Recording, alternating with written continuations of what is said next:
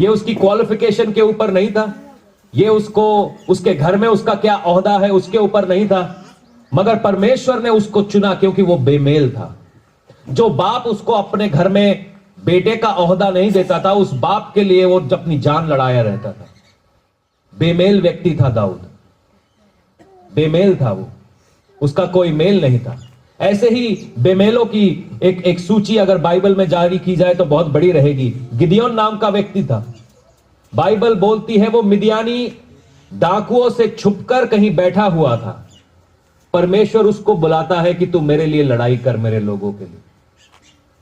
पतरस मछुआरा था, मगर बाइबल बताती है वो पेंतिकुस्त के दिन का लीडर बना।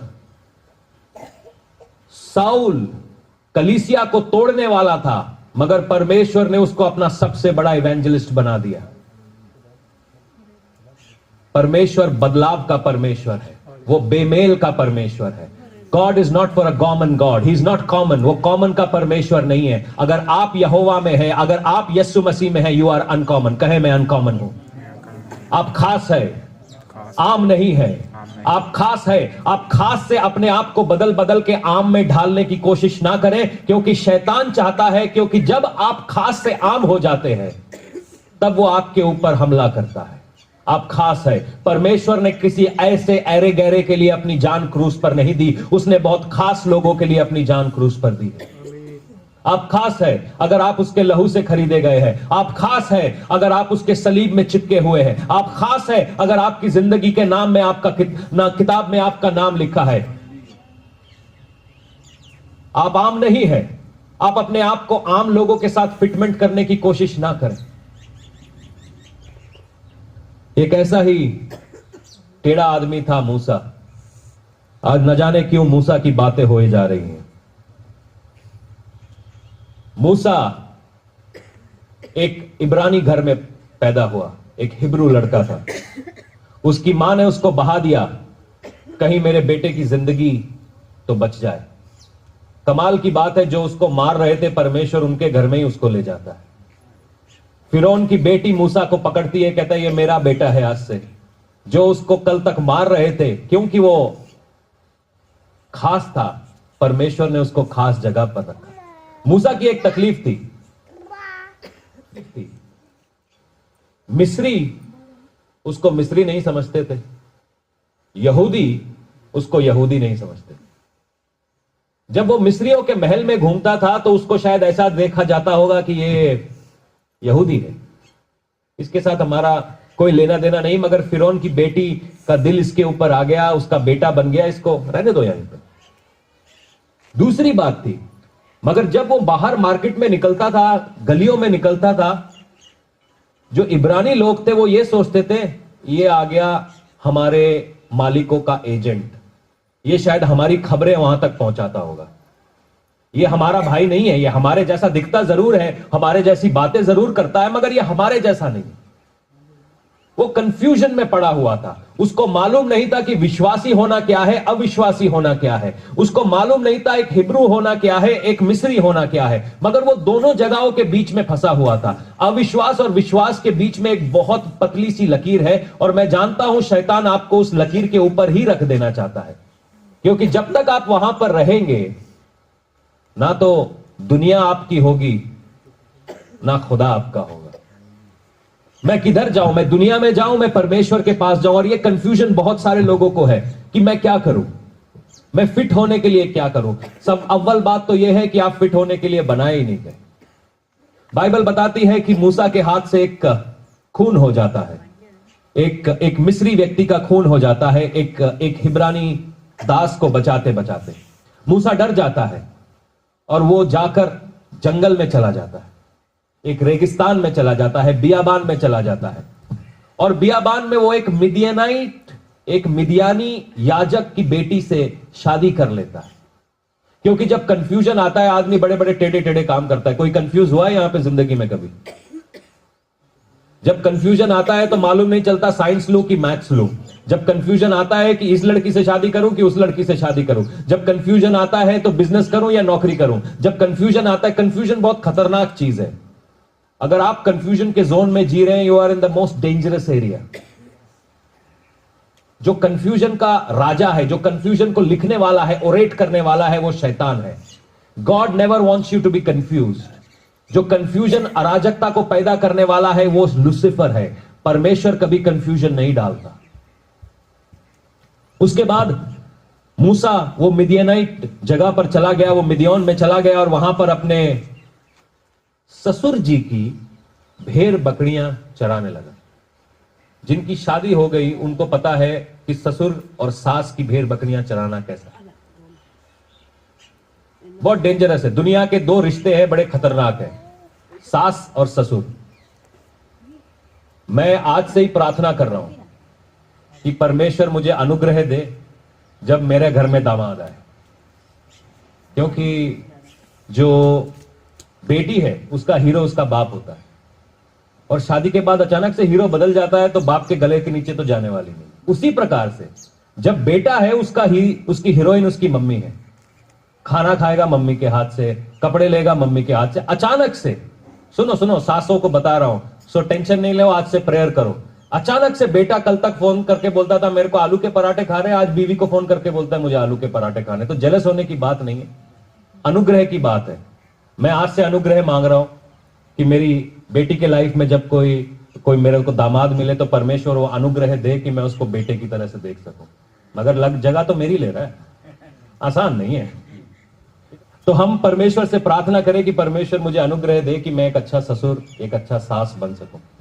तकलीफ ये होती है कि जब अपने सास और ससुर का बिजनेस में आप हाथ लगाते हो ना, तो दुनिया का सबसे बड़ा पंगा है। वो आपको घर में अपने बेटे की बहू बना के लाएगी तो सही, मगर चाबी नहीं देगी।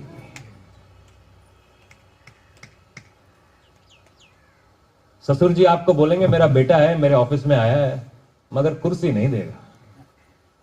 और मूसा ने कंफ्यूजन में ये सारे काम कर लिए। और मजे की बात है, मूसा अपने ससुर जी की बकरियां चरा रहा है। जो कल तक एक महान योद्धा था, जो कल तक एक राजा के घर में था, और उसके कहने से पहले ही उसके लिए शायद खाना आ जाता होगा, उसके घंटी बजाते ही उसके कपड़े आ जाते होंगे, और वो उसके मुंह से शायद कुछ अल्फाज भी ना निकले उससे पहले वो काम हो जाता होगा। और वो परमेश्वर उसको एक महान लड़ाकू से एक मिदियानी याजक का दामाद बना देता है, और उसकी पहचान है कि वो उसका भेड़ बकरियां चला रहा है। मैं एक हिस्टोरियन को जानता हूं जो इतिहासकार है, और वो इतिहासकार बोलते हैं कि दुनिया का सबसे सुनहरा इतिहास जो दो जगहों का है उनमें से एक है मिस्र। कहता है मिस्र की बातों को पढ़ पाना या समझ पाना अपने आप में एक क्रांति है। वो कैसे एक डेजर्ट होने के बावजूद भी इतने कामयाब रहे, कैसे उन्होंने इतनी बड़ी बड़ी इमारतें खड़ी कर ली बिना सीमेंट के, कैसे उन्होंने इतने बड़े बड़े हथियार बना लिए जो सारे दुनिया में वो बेचते रहे। और ऐसी जगह पर मूसा का लालन पालन हुआ। वो शायद उनके स्कूलों में गया होगा, उनका इतिहास, उनका साइंस, उनका लड़ाई का तरीका, वो सब कुछ वो सीखा होगा। मगर वो सीखने के बाद फायदा क्या हुआ?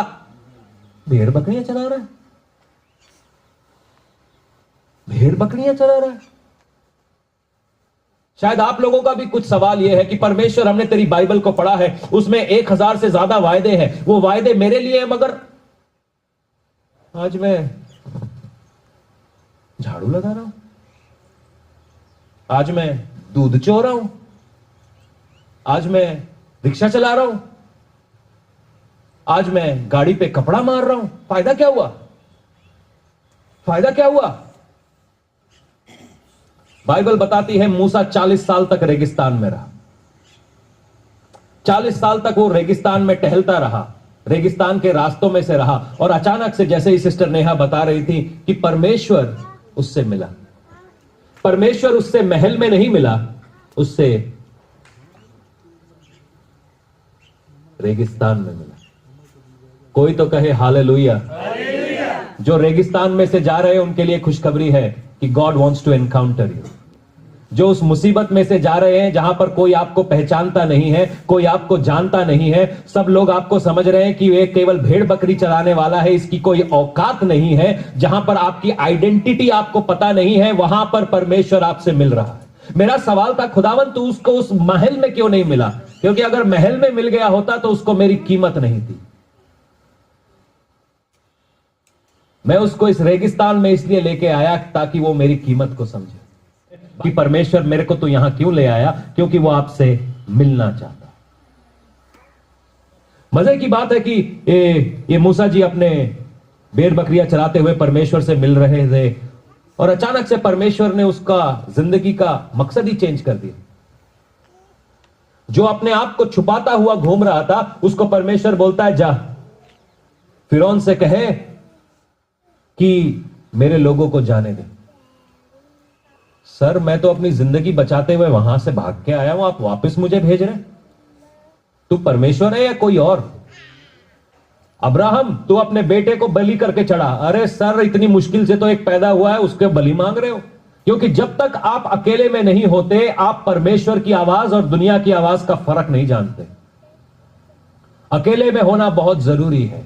अकेले में बड़ी बड़ी आशीषें मिलती हैं, अकेले में बहुत सामर्थ मिलता है और अकेले में आप सबसे ज्यादा समय परमेश्वर की आवाज को सुन पाते हैं।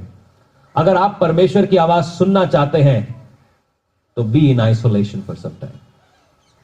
और ऐसे ही एकांत में मूसा से परमेश्वर मिलता है और मूसा की जिंदगी के रुख को बदल देता है और उसको फिरौन के यहां पर भेजता है।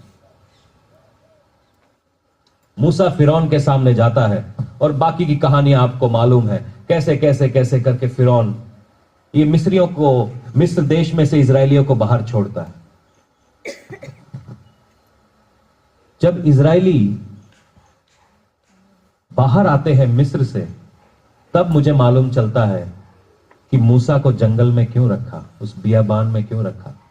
महलों में जब आप होते हो, जब अपने घरों में आप होते हो, तो आप बोलते मम्मी रोटी, मम्मी कपड़े सिलाने। वो जंगल में इसलिए आया कि उसको मालूम चले कैक्टस में से पानी कैसे पीते हैं। वो सूरज को देखकर अपना रास्ता तय करना सीखा, क्योंकि अगर आप वहां से गुजरे नहीं हो तो आप अपने पीछे आने वाले लोगों को रास्ता बता भी नहीं सकते। अगर आप उस मुसीबत में से होकर नहीं निकले हो तो आप दूसरों की मुसीबत को समझ नहीं सकते। अगर आप उस तकलीफ में से होकर नहीं निकले हो तो आप दूसरों को रास्ता भी नहीं बता सकते। मार्ग, सत्य और जीवन यीशु मसीह है। अगर आपको उसके साथ एक्सपीरियंस नहीं है तो आप दूसरों को क्या बताओगे? मूसा वो जंगल में 40 साल तक यही सीखता रहा कि डायरेक्शन कैसे देखें। मूसा वो जंगल में यही सीखता रहा कि बियाबान में जिंदगी को कैसे बनाए रखे। मूसा वो 40 साल उस जंगल में यही सीखता रहा कि इन मुसीबत में अपने आप को कायम कैसे रखे। ये जो समय आपका मुसीबत भरा है, परमेश्वर आपको सिखा रहा है कि कैसे बने रहे, क्योंकि जब तक आप इसमें से होकर गुजरेंगे नहीं, दूसरों को आप इसमें से निकाल नहीं सकते। 118 का 22 यूं कहता है, राजमिस्त्रियों ने जिस पत्थर को निकम्मा ठहराया था, सुनना मेरी बात, राजमिस्त्रियों ने जिस पत्थर को निकम्मा ठहराया था वो कोने का सिरा हो गया। यह तो यहोवा की ओर से हुआ है, यह हमारी दृष्टि में अद्भुत है। अगर आप ठुकराए हुए हैं, अगर आप सताए हुए हैं, यह परमेश्वर की तरफ से है, यह परमेश्वर की तरफ से है, क्योंकि वो आपको कोने का पत्थर बनाने वाला है। शायद आप आज अपने आप में ही समझते नहीं कि मैं इंपॉर्टेंट हूं, मेरी क्या हैसियत है, मेरी क्या ताकत है, मगर आप जानते नहीं है कि परमेश्वर ने किसी बेकार चीज के लिए अपनी जिंदगी नहीं दी। अगर आप यहां पर बैठे हैं और परमेश्वर प्रभु यीशु को जानते हैं, आप कीमती हैं। अपनी जिंदगी बर्बाद मत करो इन लोगों को खुश करने के लिए। अपनी जिंदगी टेलर मेड मत करो कि मैं किसी तरीके से इनके सांचे में ढल जाऊं। आप सांचे में ढलने के लिए नहीं, आप सांचे बनाने के लिए बुलाए गए। You are called to create the standards. आप स्टैंडर्ड्स बनाने के लिए बुलाए गए हैं। आप अपने स्टैंडर्ड्स को छोटा ना करें। वो हमें सताते हैं मगर हम उनके लिए प्रार्थना करते हैं। वो हमारा लहू बहाते हैं मगर हम इस लहू बहाने के लिए धन्यवाद करते हैं। वो हमको नीचा देखते हैं मगर हम परमेश्वर को कहते हैं कि प्रभु आप इन्हें आगे बढ़ाइए। वो चोरी करते हैं मगर हम चोरी करते नहीं। वो काम चोरी करते हैं मगर हम कहते हैं आप हमारे लिए, आप हमको 1 कदम चलने के लिए बोलेंगे, हम 10 कदम आपके साथ चलेंगे। परमेश्वर ने हमको ये स्टैंडर्ड्स बनाने के लिए बुलाया है। इस दुनिया के स्टैंडर्ड्स में मत जाइए। सफलता केवल परमेश्वर की ओर से आती है। सफलता केवल परमेश्वर ही दे सकता है, लोग नहीं दे सकते। लोग केवल आपका गलत इस्तेमाल कर सकते हैं। There is a difference being used and abused. क्या आप परमेश्वर के द्वारा इस्तेमाल किया जाना चाहते हैं? अगर आप इस्तेमाल किया जाना चाहते हैं तो अपने आप को दुनिया के सांचों में ढालना बंद कीजिए, दुनिया से सीखना बंद कीजिए, क्योंकि आप सिखाने वाले हैं, आप स्टैंडर्ड्स क्रिएट करने वाले हैं।